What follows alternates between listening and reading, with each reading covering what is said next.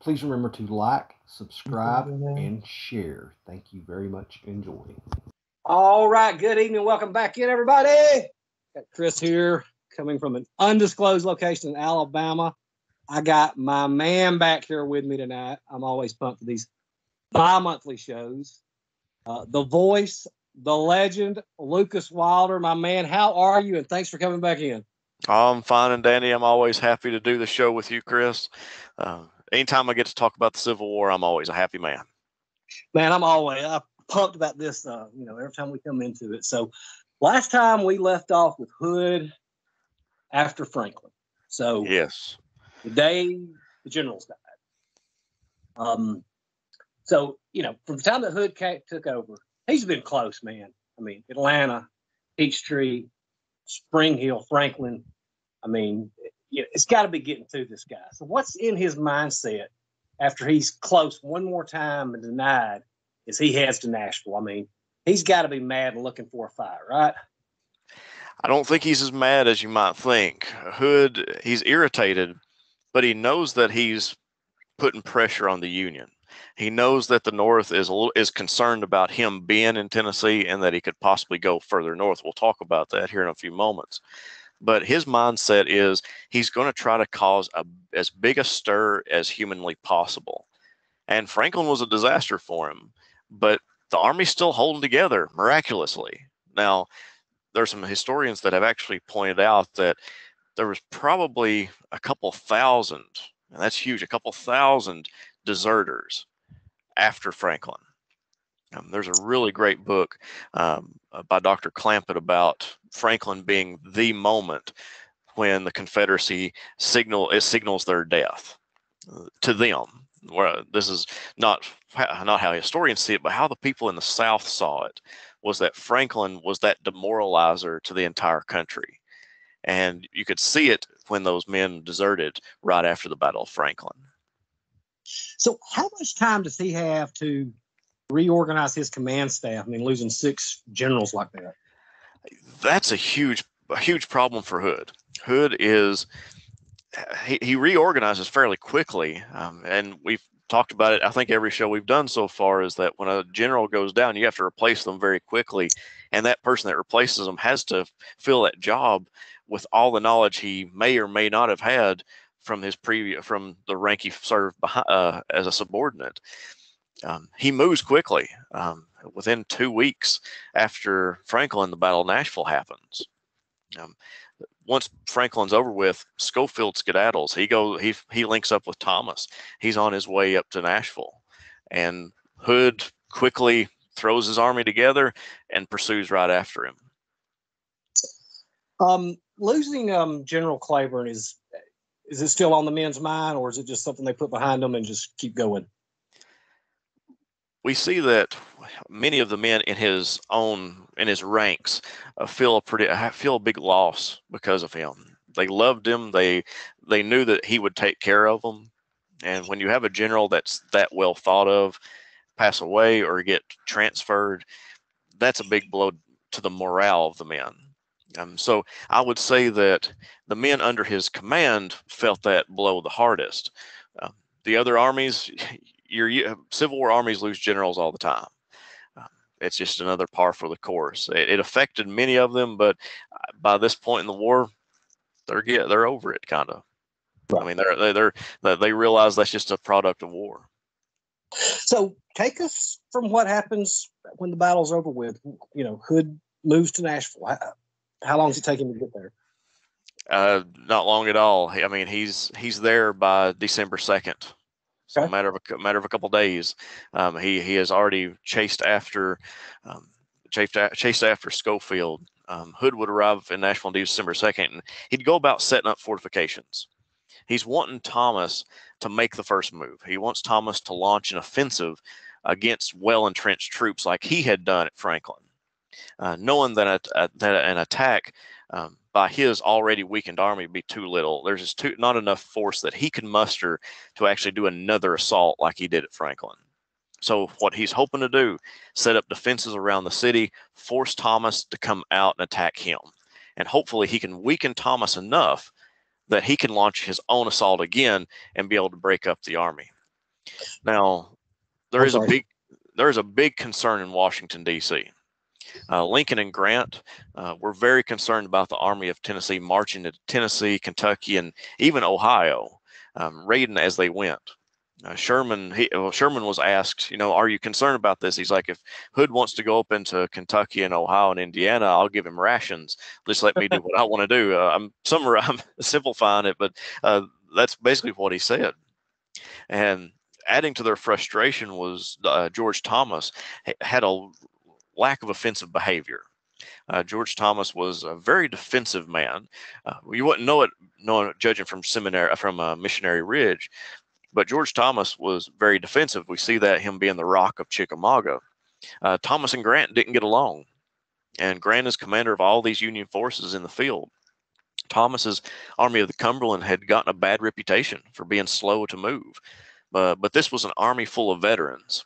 These men have seen multiple battles. They had performed well and even took Missionary Ridge against all these odds right outside of Chattanooga. Despite their demonstration of soldiering to Grant, he and the president, Abraham Lincoln, did not like that Thomas wasn't engaging with Hood. This made Lincoln think back to McClellan and his inaction throughout the Eastern Theater. He's afraid that Thomas is going to do the same thing and let Hood raid through Tennessee, raid through Kentucky, and even invade the North. Hood's probably, he has big expectations, but he knows he's got to deal with the Union Army that's there in Tennessee first. But the two got so concerned that Grant actually dispatched Major General John A. Logan to relieve Thomas. If by the time he had gotten to Thomas, he was to relieve him if Thomas hadn't moved. If Thomas had not launched an offensive, Logan was to take over positions, take over the Army of the Cumberland. And growing even more concerned about the situation, Grant actually left Petersburg to personally take control of the Army of the Cumberland. He was that concerned that Thomas could not defeat General Hood. This was a huge problem within Washington, D.C. is this discussions about, is Thomas willing to fight? Is he going to go on the offensive? Is he going to be able to stop Hood? However, neither man would make it to Nashville before the battle had already been decided. Logan will make it to Louisville, and Grant will make it close to Washington, D.C., traveling before by the time the battle has already started to take place. So that's no reason for them to move any further. It's a delicate situation for Washington, D.C. Thomas, he's filling out the situation. He's seeing what Hood's going to do. He knows that Hood is a fast mover. He saw that with him being able to get around Schofield at Spring Hill. Of course, the Spring Hill debacle, don't consider that, but just see how fast Hood can move. He's a big threat. One reason Thomas did not move was there was sub-freezing weather that would probably have done more harm than good to the men if he had made them move anyway. So both sides are sitting pretty in these fortifications looking at each other while it's a horrible, horrible winter. Hood is attempting to draw Thomas out. Nashville had been a hub for the Union Army in the West ever since it was captured in the spring of 1862. Supplies and equipment ran along its rail lines to feed the armies of Mississippi, Alabama, Georgia, and the rest of Tennessee. Hood wanted to disrupt that rail line, thinking that it would bring the Union Army out of the entrenchments. He sends multiple brigades of infantry as well as cavalry under Nathan Bedford Forrest to attack the rail lines in Murfreesboro. And Forrest is able to destroy blockhouses and railroad track, but he was eventually driven off by the Union forces. But Thomas didn't take the bait. Ultimately, although a thoughtful way to draw out Thomas, it only depleted the ranks of the Army of Tennessee. And most importantly, Thomas didn't take the bait. Hood even placed batteries along the Cumberland River to stop the river traffic and were moderately successful at stopping steamers and even captured 2 vessels, but they were ultimately recaptured and the Confederate batteries driven off by Federal cavalry. So it's a weird situation that Hood and Thomas are in, that it's almost like a little stalemate. Who's going to act first? And Thomas is being berated by Lincoln and Grant. You've got to do something. You've got to go on the offensive. You can't let Hood stay in Tennessee. He's going to be destroying rail lines. it's not going to be a good thing for the United States. And especially they're thinking about Sherman being kind of on his own in Georgia at this point. So that's kind of the strategic situation at the beginning of the battle. Okay, you answered one question for me about the weather. The next one is how big are the two armies that are facing each other? Oh, I forgot to mention that.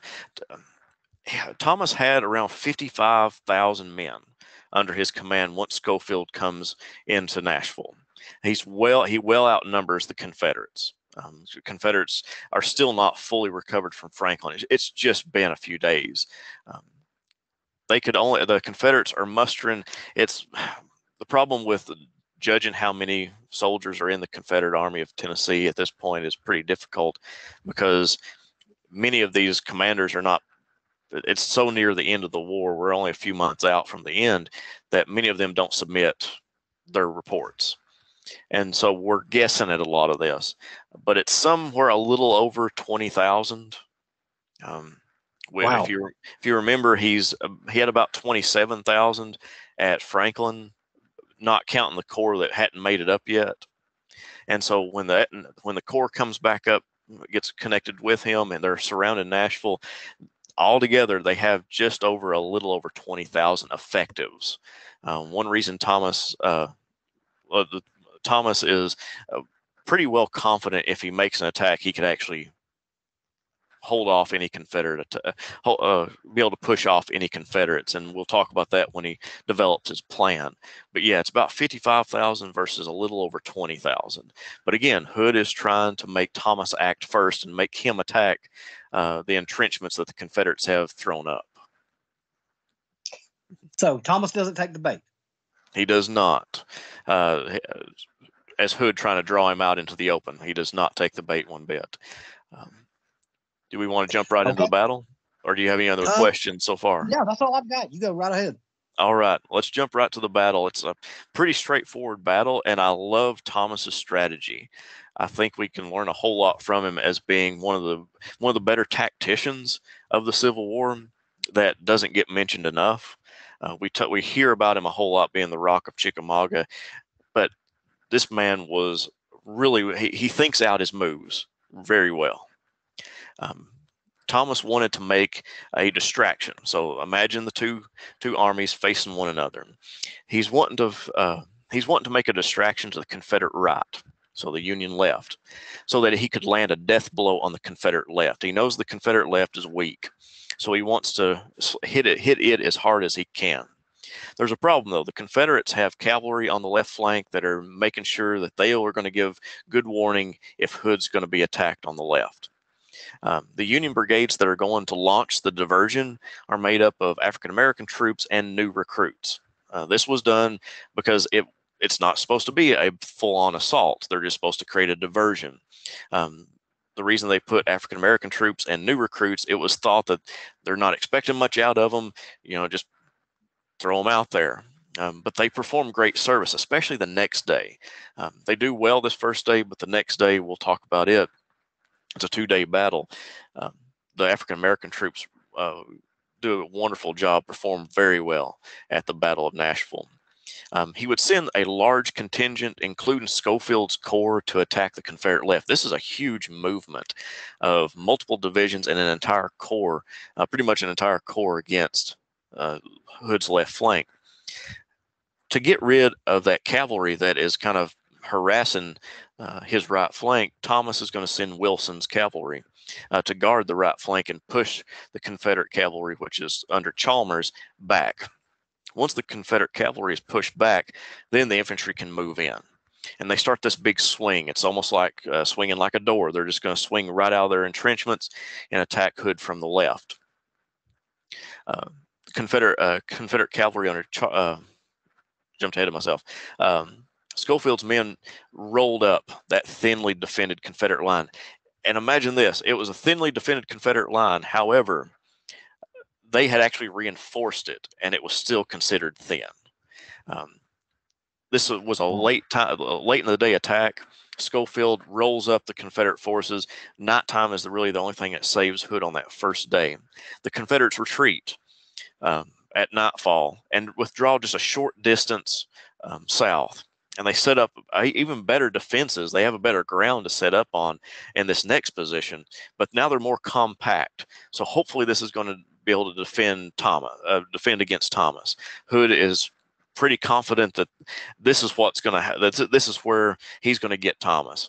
Thomas has came out of his works, and he's going to attack frontal assault, and he's going to be able to wear down Thomas, and then he's going to launch his own death blow. December 16th rolls around. Hood's men made a fatal error when they start building these fortifications. They built their hastily thrown together fortifications on the geographical crest of the hills they guarded, not the military crest. So, I mean, they put it directly on top. So now Union soldiers can attack and not be fired on until they were extremely close to the defending Confederates. Additionally, like they had at Missionary Ridge, the high angle of the defenses silhouetted the Confederates against the sky. This makes them great targets. So this is a horrible situation the Confederates have placed them in. They've gotten great ground south of Nashville, but now they have improperly placed their fortifications. So any hope that Hood was going to have to defend this position against Thomas those chances have went very, very slim at that point. Thomas did the same exact move again. When generals are trying to outthink one another, do you think the enemy's going to do the same exact attack they did before? Probably not. Thomas does the exact same attack, hoping to throw Hood off. He makes a movement again to the left, using pretty much the same troops he had used before. Use that diversion on his left flank, the Confederate right flank, and have the major attack hit the Confederate left. This time, the Confederates, not only did they have small defenses, but the Union cavalry is able to get behind them. Forrest is not there to defend them with his cavalry. Chalmers is the one who is commanding the Confederate cavalry at this particular spot of the battle. Forrest will come back later on the retreat, but the Union cavalry are now nearly encircling the Confederate forces. The Union soldiers overran the defenses, and the African American troops that they weren't expected to do much did so much on the Confederate right flank. It was supposed to be a diversion attack, but they actually capture a parapet, sustaining heavy casualties. They lose about 40% of their fighting force trying to take this parapet. The ultimate conclusion of this battle, we don't know how many troops were lost by the Army of Tennessee. They didn't have many reports after that. The generals are killed, men are desert. It's not a good situation with the Army of Tennessee. So we don't know. We know that the Union Army lost about 387 killed and 2,562 wounded, along with 112 missing. A good guess is around 10,000 that the Confederates lose. And let me clarify that number that I just said. Hood probably lost around 2,000 men wounded and killed, but nearly lost 4,000 because they were captured. And right before or right after the battle, a few more thousand deserted because of the hopelessness after Franklin or the destruction after the Battle of Nashville. So altogether, counting the deserters, the men captured, the men wounded and killed, all those put together over the course between Franklin, right after Franklin, of the men deserting, and after the Battle of Nashville, Hood has lost somewhere around 10,000 men. We know that Hood had around 15 to 18,000 men when he reached Tupelo, Mississippi. He would resign his command on January 13th, 1865. So over the course of a couple weeks, he's lost over 10,000 men after Franklin. After the devastation of Franklin, he loses nearly 10,000 men to desertion, killed, wounded, and captured. But he had close to 15,000 by the time he reached Tupelo? Yes, he had somewhere around 15,000 to 8. He claims 18,000. Other generals claim that he had only about 15,000. So we don't know the exact numbers, but somewhere around that neighborhood. Okay. That'll be a good one for us to go, how Joe Johnston got him reorganized last time. But since we're on General Hood, this is my favorite. Take us, you said he resigned, take us through the rest of what was left of his career and life. Well, Hood he's devastated after the battles of Franklin and Nashville. He is not going to be. He doesn't take any more field commands after that. Um, the war ends, and he tries to go back to civilian life. I'm kind of simplifying it here, but he gets addicted to morphine, anything to dull the pain of missing arms and legs. He's in a sad situation. He eventually settles in New Orleans. He has a few small businesses. I think he even sells insurance. And when I say he's selling insurance, they put his name on it, and other people go out and sell it with his, oh, you're buying insurance from General Hood kind of thing.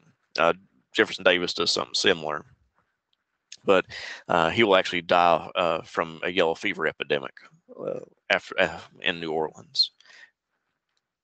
So he doesn't, nothing much happens to him after he has a pretty sad life after Franklin and Nashville.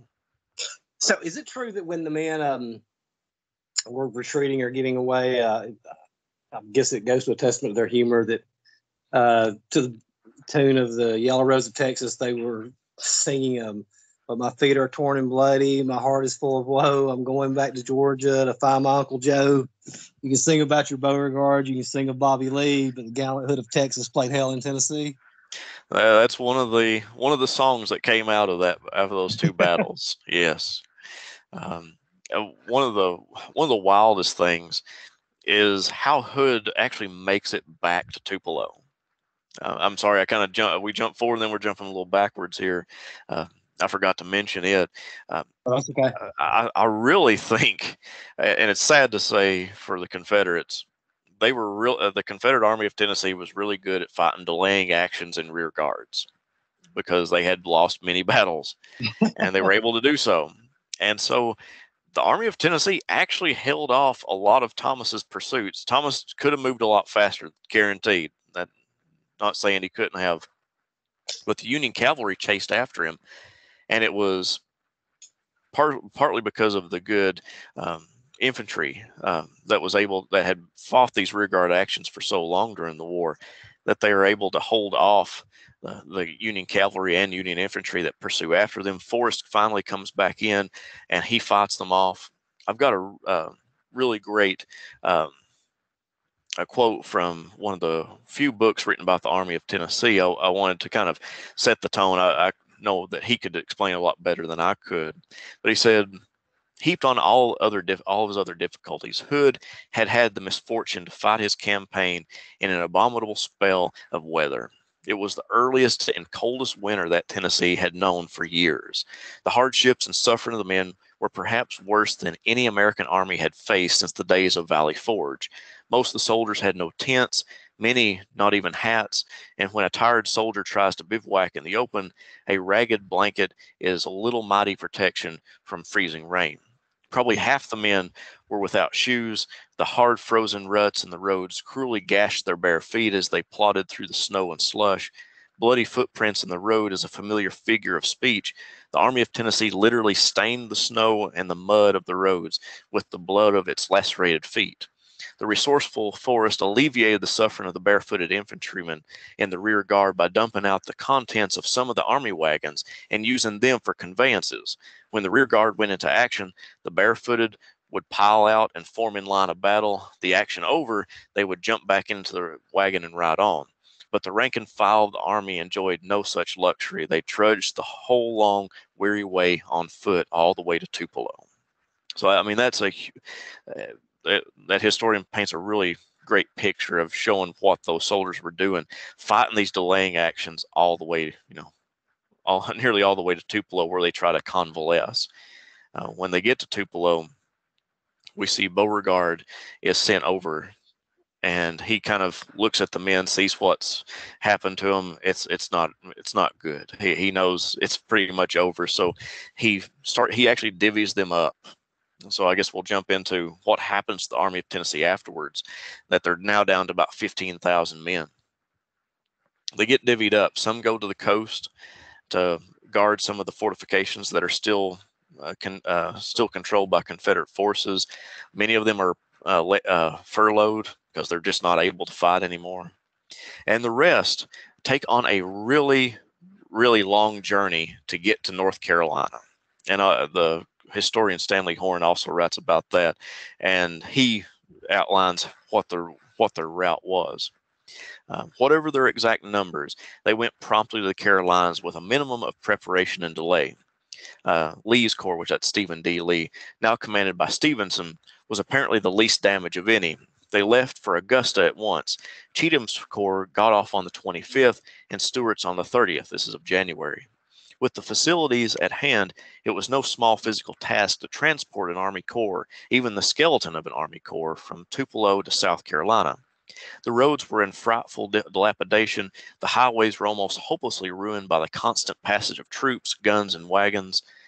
An idea of the circuitous route involved may be gathered from the itinerary of Cheatham's corps. On January 25th, they left Tupelo on foot and marched to West Point, Mississippi, where they arrived on the 28th. From there, they rode on a railroad car to Meridian, then to Selma, Alabama, through Demopolis. From Selma, they went by steamboat to Montgomery, and from there by train to Columbus, Georgia.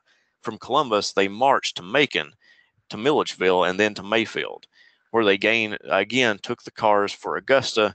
Then they marched to Newberry, South Carolina, and at last joined Stevenson's corps, who had gone on ahead.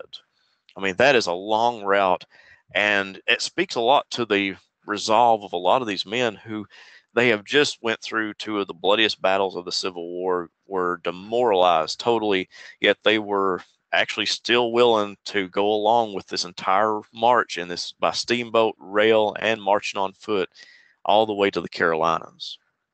Yeah, that was going to be my next question, because that's always amazed me how that they after that they got them to the Carolinas. I mean, I think you pretty much just summed it up.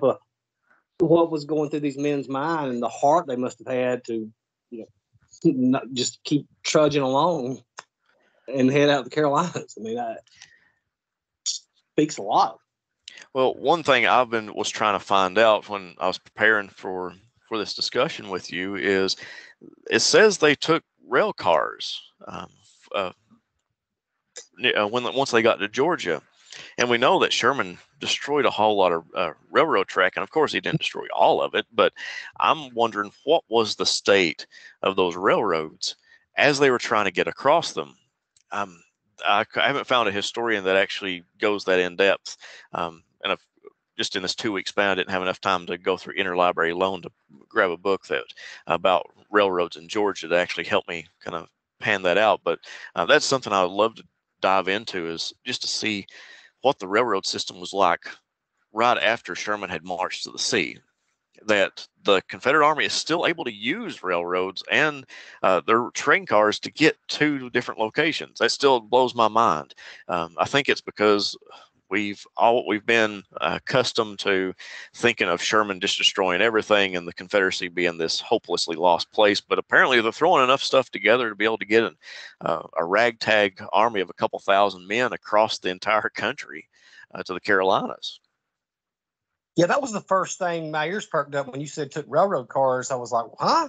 I was like, I thought the same thing. Everything would have been destroyed. Yeah. Like I said, I think that's more of us having that mentality that he goes through and destroys everything. Of course, he's not able to do it. Not with one army. He's able to destroy everything in Georgia. But still, I would still think that a lot of it was either non-serviceable, but apparently not. That's one way to kind of go past the generalization of history classes, to dive even a little bit deeper. And hopefully I'll find that answer out, and we'll be able to discuss that sometime in the future. Yeah, that sounds, that sounds very interesting. Definitely got my interest peaked in that, to find out how they used it. Because that's just always something that's really amazed me, of how they got those few thousand men over there to make up, I guess, the core of what Johnston was able to throw together there at the end. Mm-hmm.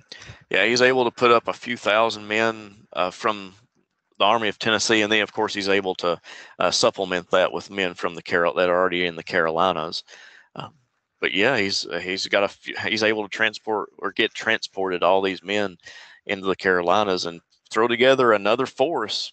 It's not big, but they're hoping to hold off Sherman. But that's a discussion for another time, to be able to. We might do that some other time. Talk about him Johnston trying to fight off Sherman there in the Carolinas, while Lee is fighting with Grant and around Petersburg, because I think that's two operations that are working tandem with one another, because both sides, Grant and Sherman are hoping to meet up, and and Johnston and Lee are hoping to meet up, or at least do something in coordination with one another. And you're seeing these four armies maneuvering around the Carolinas and Virginia, trying to see what's the next step, because one's country is completely falling apart and the other one is taking over more and more land. That sounds great. We'll have to decide what we're going to do next then. As far as that goes, anything else to add on this show? Because that's it for me, unless you have any questions about it. No, because the next ones I had was just going to be on basically what we just talked about. Going to the Carolinas, and that what happened next there with Lee and Johnston. So we'll save that for another time. But now that's the only thing I can think of really as far as closing that out. All right. Do we want to discuss what we might want to do next time? Do we want to stay in the Eastern or stay in the Western Theater, or go to the Eastern Theater? Yeah, let's bounce back over to the Eastern Theater. I tell you what, we're going into August. We can talk about the North Virginia campaign. That's fine with me. Yeah, that sounds good. All right. Well, thanks a lot, man, and I'll look forward to it in 2 weeks. That sounds great. I'll look forward to it too. All right, Lucas. Thanks, man. See ya. All right.